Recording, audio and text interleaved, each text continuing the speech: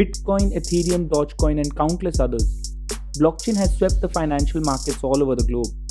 But what is this blockchain technology that is deemed as a probable replacement of the current financial system?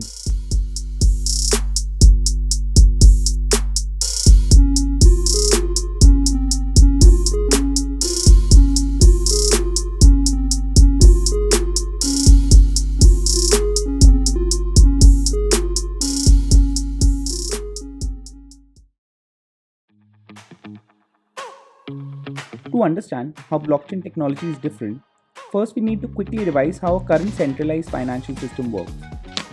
Let's say you're out to get yourself some groceries, and in order to pay Tina, the shopkeeper, you pull out your card. Now, as soon as you swipe your card, a couple of things happen.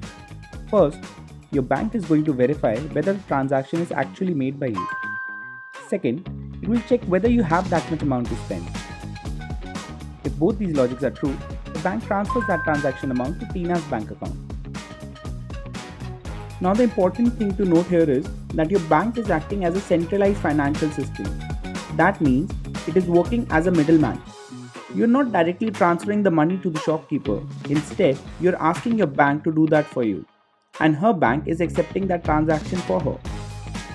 And bank as a middleman has a crucial role to play. So the bank maintains a ledger, basically a list of all the transactions that have been made and verified. Post verification of these transactions, bank tracks the amount you actually earned and the amount you spent, and will tell you the amount of money you have in your bank account.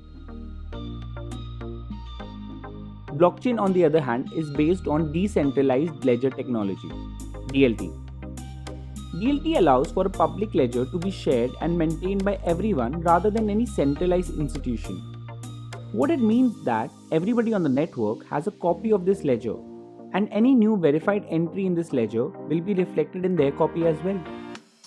Now let's go back to our example. Let's say you decide to pay for your groceries using bitcoins. Let's say all your groceries cost 100 bitcoins. Well, that will be some expensive groceries, but for argument's sake, let's assume that. And you have a total of 120 bitcoins with you. So the entry in the ledger will go as you paid 100 bitcoins to the shopkeeper and you have a balance of 20.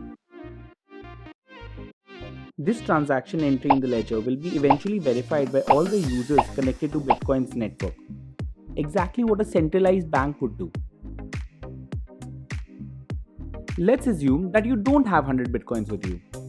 Now, as soon as you initiate the transaction, everybody on the Bitcoin network will notice that you're trying to make a transaction of value greater than what you have. And your transaction will be declined. Pretty simple, right? But this doesn't explain the high level of security DLT offers or blockchain offers. To understand that, we must dig a little deeper in blockchain technology. One of the main reasons blockchain is considered to be extremely secure is because of cryptographic hash function. A cryptographic hash is an algorithm that takes any input and converts it into a fixed sized output. This function is a non-reversible function. That means, like other mathematical functions where you can get the input from the output, in a hash functions you cannot do that. You cannot calculate the input from the output. Another unique thing about hash functions is that any small change in the input value completely changes the output. Now let's understand how blockchain technology incorporates this hash function. Blockchain, as the name suggests, is a way of storing data in sequence of batches or blocks. Each block has a unique fingerprint in the blockchain called as hash. This hash is cryptographically calculated using the hash function, and it has two main inputs. First, the data we intend to store, which in the case of our example will be the details of the transactions, and second, the hash of the previous block. Similarly, the next block as well will follow the same steps. It will calculate its fingerprint or hash using the data it is storing and the hash of the previous block. This goes on forever. Each block has a unique fingerprint or hash which is dependent on the fingerprint of the previous block. The way this technology works Even a slight change in the recorded transactional data will lead to changes in the fingerprint of that block and all the subsequent blocks.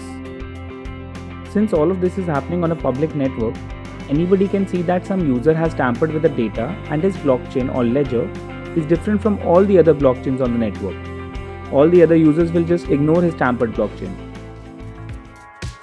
This is how blockchain technology remains tamper-proof and provides security. This technology has been so successful that in 12 years of cryptocurrency's history, there has not been a single case of fraudulent transaction, whereas in traditional banking system, around 7 to 8% of transactions are identified to be fraudulent. There are so many more things to learn about blockchain technology, like blockchain mining, the cryptocurrency puzzle, how miners verify the transaction, and how they get rewarded for it.